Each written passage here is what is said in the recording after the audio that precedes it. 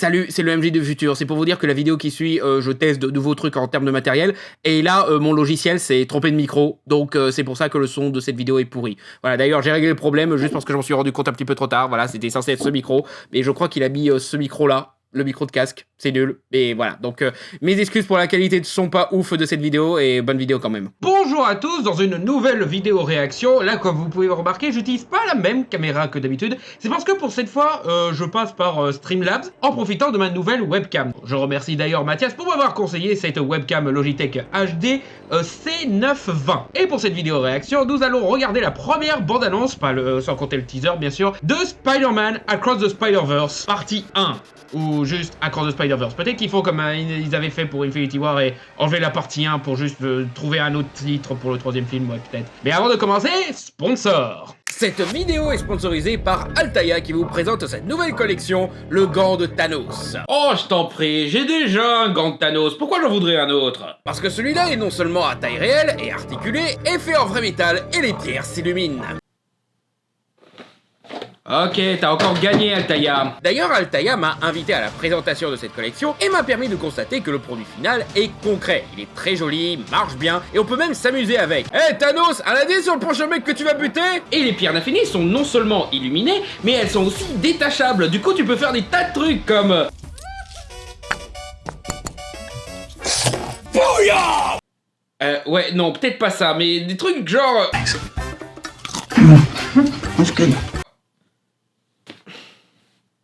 C'est peut-être le bon moment de vous dire que c'est pas conseillé aux enfants de moins de 3 ans. Construisez pas à pas le gant de Thanos pour bien admirer les détails de l'objet, pour obtenir le pouvoir des pierres de l'infini et réduire de moitié la population. Non, on va pas garder celle-là, c'est peut-être pas... Obtenir le pouvoir des pierres de l'infini pour... réduire de moitié les films DC Comics. Elle est bonne celle-là, hein? Top là! Non, en vrai, c'est tout aussi triste. Bref, allez dans le lien dans la description pour récupérer le code promo Fermez-la pour profiter d'un abonnement à prix réduit et commencer votre collection. Merci à Altaïa pour ce sponsor généreux et bonne vidéo à tous. Je pense que certains ont capté que j'ai adoré le précédent film Into the Spider-Verse. Non seulement c'est un excellent film d'animation, mais c'est aussi probablement le meilleur film qu'on ait fait sur Spider-Man. Je pense qu'il y a à débattre sur le fait que lequel est le meilleur entre les films de Sam Raimi et ce film-là. Mais pour vous dire que celui-là arrive à se mettre au niveau de la trilogie entière, ça met le niveau quoi. Non seulement comme j'avais parlé dans ma vidéo essai sur Spider-Man en général, faire venir une nouvelle génération de Spider-Man pour permettre à Peter Parker d'avoir sa fin heureuse, déjà en général je suis pour. Hein. Je connaissais pas trop le personnage de Miles Morales avant de regarder le premier Into the Spider-Verse, je connaissais deux noms et je savais qu'il était pas mal populaire, mais je savais pas, mais voilà, je connaissais pas trop bien le personnage, comment il était dans les bandes dessinées, parce que j'avais un petit peu arrêté de lire Ultimate Spider-Man dans cette période-là. Mais déjà le fait qu'on permette à Peter Parker d'avoir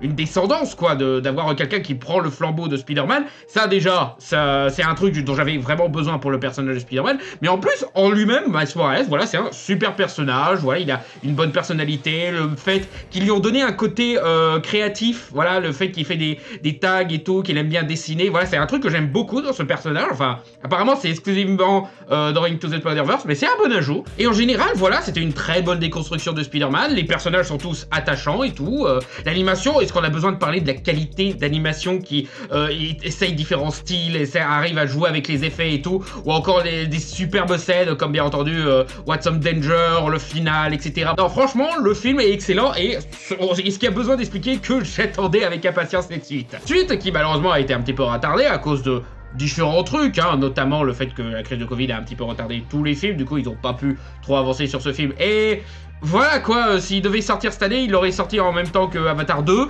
et voilà quoi, Sony s'est dit non, pas grave, hein, on va se faire massacrer par Avatar 2, ça vaut pas le coup. Et je sais que certains vont me dire que c'est pas les premières images qu'on a de Spider-Man Across the Spider-Verse, parce qu'on avait déjà un teaser avant. J'ai pas fait de vidéo réaction à ce teaser, parce que j'y avais pas pensé sur le moment. Voilà, ces vidéos réactions, quelquefois je le fais quand j'ai l'envie, tu vois, quand j'ai vraiment le moment où, ah tiens, faut que je fasse une vidéo réaction maintenant. Mais aussi, de toute façon, il y avait pas grand chose à analyser dans cette bande-annonce. C'était cool de voir un combat multidimensionnel contre Spider-Man 2099. J'ai oublié le nom de sa véritable identité, mais voilà, vous savez de qui je parle. Et le seul truc qui m'avait fait tilter, c'est que je trouvais que dans ce premier teaser, Gwen, elle se comportait pas pas exactement comme la Gwen du premier film, quoi. Elle était bizarrement un peu plus rentre dedans et provocatrice, je trouve. Du coup, j'avais un petit peu cette théorie, ça va pas être la vraie Gwen. Si ça se trouve, il y a une autre Spider-Gwen qui essaie peut-être de manipuler Miles, ou c'est peut-être un autre personnage, parce que voilà, on parle beaucoup de quel Spider-Man on va avoir dans ce film-là. Apparemment, j'ai vu qu'il y avait des figurines de Ben Reilly, donc ouais, je suppose qu'on va avoir Scarlet Spider. On parle de plus en plus du Spider-Man japonais, celui avec son mecha et tout, ce qui promet d'être cool. Mais je trouve qu'on parle pas assez de quel méchant on pourrait avoir. Alors, on a ce Spot, on a vu des images sur The Spot, qui est vraiment un parfait choix de méchant pour un truc comme Spider-Verse, hein, surtout avec la façon dont il joue avec l'esthétique et tout, c'est parfait, quoi. Ça promet d'être un super combat, mais je sens que c'est pas lui le méchant principal, tu vois. Je sens que ça va être un méchant qu'ils vont combattre et qui bosse pour un autre grand méchant. Et je trouve qu'on parle pas assez de qui pourrait être le grand méchant de cette nouvelle trilogie, quoi. Parce que là, ils savent déjà qu'ils vont faire un deuxième épisode, vu qu'ils ont annoncé ça comme étant partie 1. Et moi, justement, j'aimerais bien Mysterio, justement, pour... déjà, ça expliquerait pourquoi Spider-Gwen, elle est bizarre d'ici. C'est une fausse Spider-Gwen que Mysterio a créée, voilà. Mais aussi parce que Mysterio, il se retrouve quelquefois mêlé à des bordels cosmiques comme ça, quoi. Dans certaines versions de Spider-Man, c'est un faux super-héros avec des faux pouvoirs magiques, il utilise juste des effets spéciaux. Mais il y a des moments où il part dans un truc chelou où c'est un vrai magicien et il voyage entre les dimensions. Qui est arrivé dans le jeu vidéo Spider-Man Dimension, notamment, voilà, Spider-Man Dimension qui est une des bases qui a permis à Spider-Verse d'exister. Et c'est tout ce que j'avais à dire sur le teaser. Le reste, voilà, je préférais attendre une bande-annonce un peu plus riche pour voir s'il y aurait eu des éléments un peu plus intéressants en termes d'histoire, de révélation et peut-être tout simplement de fanservice. Voilà, parce que, disons-le, hein, il y a un petit côté fanservice, mais c'est géré dans des films comme Spider-Verse, tu vois. Tu sens que déjà, c'est sincère, mais qu'aussi tu sens qu'ils vont les utiliser avec pertinence. Déjà, tous les Spider-Man qui étaient utilisés dans Into the Spider-Verse, c'était déjà des personnages pertinents à prendre, tu vois, pour montrer vraiment que Spider-Man, c'est un personnage à multifacette. C'est un adulte désabusé, c'est un ado qui se cherche, c'est une adolescente un petit peu rebelle et isolée, mais c'est aussi un personnage de cartoon, c'est aussi un personnage sombre qui prend un petit peu trop à la dramatique, et c'est un inventeur, tu vois. Donc du coup, toutes les versions de Spider-Man qu'il y avait dans ce film-là représentaient un aspect spécifique de Spider-Man. Donc peut-être qu'ils vont garder cette logique-là, même si apparemment c'est pas le même réalisateur que Into the Spider-Verse, mais c'est apparemment toujours produit par Chris Lord et Phil Miller, voilà, qui sont d'excellents réalisateurs, mais sont aussi d'incroyables producteurs, hein. Ils savent toujours s'entourer de gens talentueux, en particulier en ce qui concerne l'animation, voilà, donc là-dessus je leur fais entièrement confiance. Donc voilà, il y a beaucoup de choses à attendre de ce nouveau film de Spider-Verse, et j'espère qu'il sera excellent. Donc on va voir ce que vaut cette bande-annonce, et on analysera un peu plus en détail après la réaction. Donc c'est parti.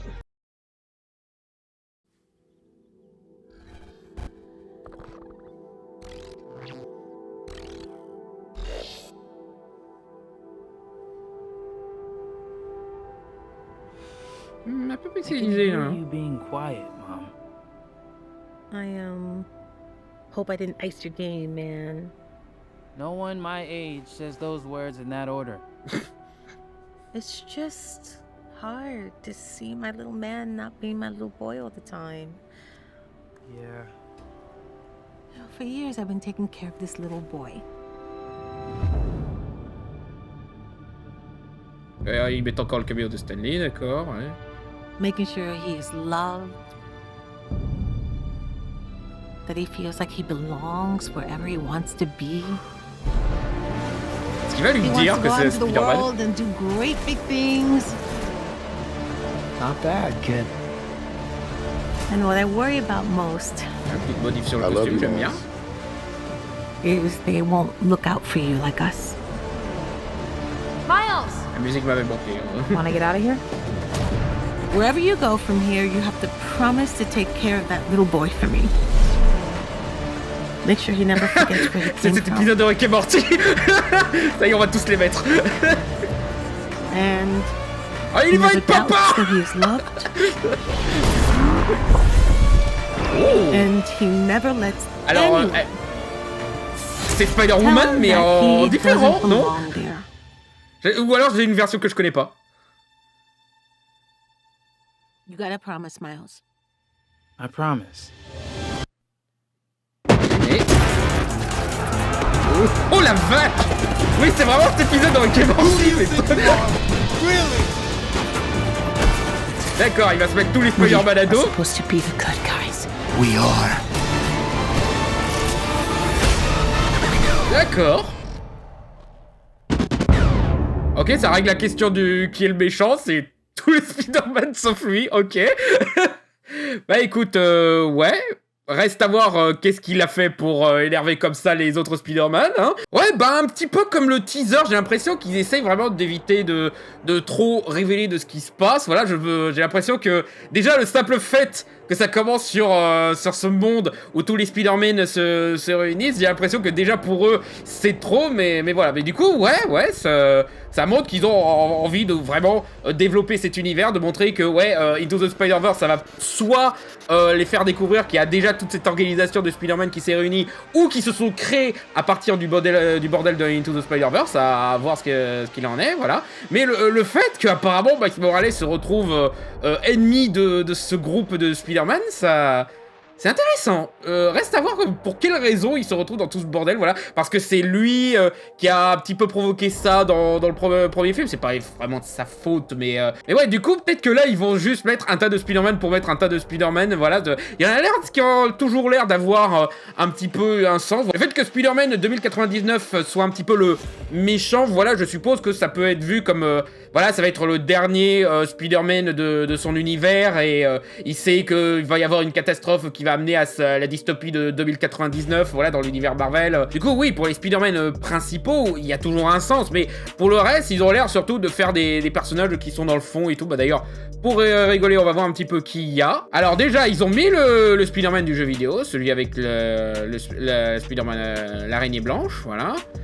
Je connais pas trop cette version. Ah, ça, c'est pas le nouveau Spider-Man LGBT, voilà, il lui ressemble un petit peu, j'ai l'impression qu'il a un petit peu le même col, mais juste en plus futuriste, j'ai l'impression que c'est lui, non? C'est sympa de lui avoir donné un petit caméo, voilà. Il a l'air d'avoir l'apparence de... Ouh, un Spider-Man steampunk, là, ça va plaire aux fans, ça. Il est à poil, lui. Lui, on est d'accord, il a... Non, d'accord, il est pas vraiment à poil, d'accord, c'est juste qu'il a une couleur un petit peu bizarre pour son costume. Ça, c'est une plante. C'est pas un Spider-Man, ou alors c'est peut-être Spider-Plante, peut-être qu'ils vont faire venir Rowan Atkinson pour ce rôle-là. Je sais plus comment il s'appelle, lui, mais celui où il a un sac de course sur la tête, voilà, c'est une version qu'on revient régulièrement. Version Groot, version loup-garou, je sais pas. Alors là, on a un mec en casquette, on a... Alors celui-là, ça a l'air d'être un autre Spider-Man du jeu vidéo, mais il a l'air d'avoir des traits un peu plus féminins, donc c'est peut-être la version féminine de ce Spider-Man-là. Ouais, d'ailleurs, je confirme, il est sur le point de devenir papa, vu qu'il a le stack pour la... Ou alors non, c'est peut-être pas ça, c'est peut-être pour se débarrasser des miettes qu'il met tout le temps, vu qu'il continue à manger comme un porc, mais ok. Voilà, la petite scène mignonne qui avait un petit peu faire le tour d'Internet, parce que c'est vrai que c'est un joli plan, et c'est mignon c'est aussi rigolo de se dire que oui, leur pouvoir de s'agripper sur les murs, ça marche aussi avec leurs fesses, ou alors ils ont des jambes très solides. Je crois que c'est Spider-Woman, parce qu'elle a l'air d'avoir un petit peu le même code couleur, mais c'est une version un petit peu différente de celle qu'on connaît d'habitude. Voilà. Eh bien, c'est le vautour, mais en version crayonnée, c'est... Ouais, d'ailleurs, ils continuent à jouer, bah d'ailleurs, c'est un truc qu'ils avaient promis dans la promo du film, c'est que justement, tous les univers allaient avoir leur propre style graphique différent, ils ont l'air de respecter ça, hein, en tout cas pour certains détails comme ça. Ah, d'accord, il a peut-être passé triste, et peut-être qu'il y a... Voilà, je suppose que cette gamine, ça doit être... son catalyseur, son oncle Ben, un petit peu, le personnage qui l'a motivé à devenir Spider-Man. Je connais pas trop de 2099, donc pour l'instant, si ça se trouve, c'est un truc qu'ils ont improvisé pour ce personnage-là. Et du coup, bah, peut-être que c'est juste les Spider-Man en ont marre d'avoir une vie triste, et que du coup, ils réunissent leur pouvoir pour récupérer leur oncle Ben, leurs enfants, leurs proches, etc. Donc il y a peut-être un truc comme ça, et Miles, ça va être un petit peu le seul mec qui va être genre, vous êtes en train de faire le plan du caïd dans le précédent film, faites gaffe les gens. Donc c'est peut-être pour ça qu'il va se mettre tout le monde à dos, et qu'il y a Gwen qui dit à un moment, on est censé être les gentils, voilà, et que l'autre il insiste, nous sommes les gentils. Bien entendu, il y a un Spider-Man noir, voilà, avec le costume de Venom. Et féminine en plus, ouais, ils se font plaisir. Un Spider-Man avec 6 bras, voilà. Ah, bah justement, celui avec le costume métallique qui était dans le dessin animé de 94, je crois c'est cette année-là, qui est justement un des premiers produits Spider-Man à mettre en place ce multivers de Spider-Man, voilà, et justement, ils lui font un petit hommage comme ça, c'est sympa. Et voilà, celui-là, je reconnais pas trop, voilà. Alors, voilà, il change de couleur aussi selon l'action.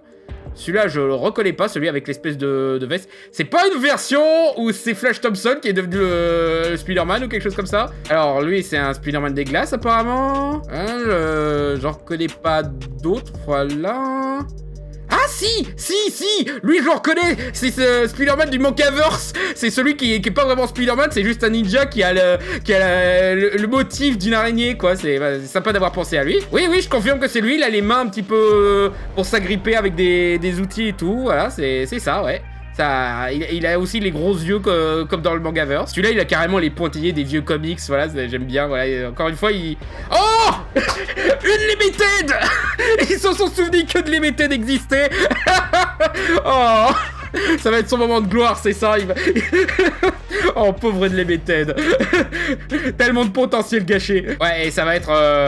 Ça va être le méchant principal. Est-ce que c'était ce qu'ils avaient prévu depuis le début d'en faire le méchant du second film? Enfin, méchant, voilà, comme Namor est le méchant de Black Panther 2, quoi. C'est pas vraiment un méchant, c'est un antagoniste à la limite, mais voilà, quoi.